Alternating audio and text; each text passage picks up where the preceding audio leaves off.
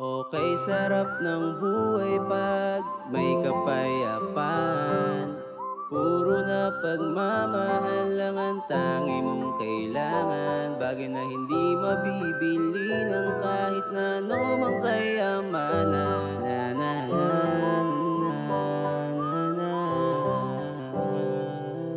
Marami nang nagbago sa takbo ng buhay ko. Yung dating puro layaw, tambay, away, hilig ang gulo. Tinalikuran ko na din lahat ng aking mga bisyo. Marijuana, yosi, tinanggal ko na sa pagkatao. Habang tumatagal lalo ko din sinisipagan. Tamang daan na sa pangarap na nilalakaran. Nakbang na rin patungo sa aking kapayapaan. Yun ang nais kong mapagtagumpayan upang hangaan. Salamat sa mga tunay na naniniwala. Patuloy nagtiwala simula sa umpisa. May pag-asa kung ikaw ay kikilala kay Ama. Diba sabi nga nila ang Diyos sa atin merong awa. Hindi na babalik ko san maling nakaraan. Sa dami ng mga dinanas na walang nalugaran. Kaya hinanap ang katahimikan na natagpuan. Sa aking puso at isipan meron na rin kabutihan. Okay, sarap ng buhay pag may kapayapaan.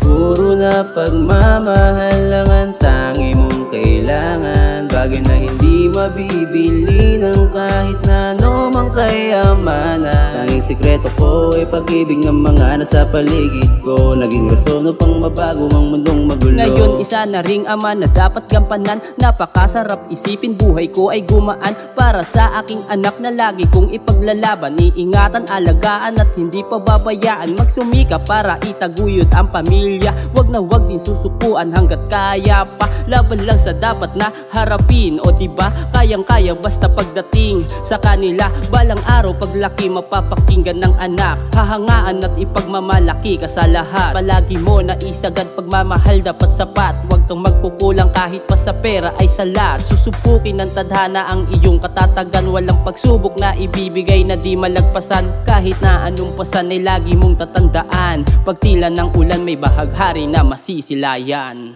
Okay, sarap ng buhay pag may kapayapaan.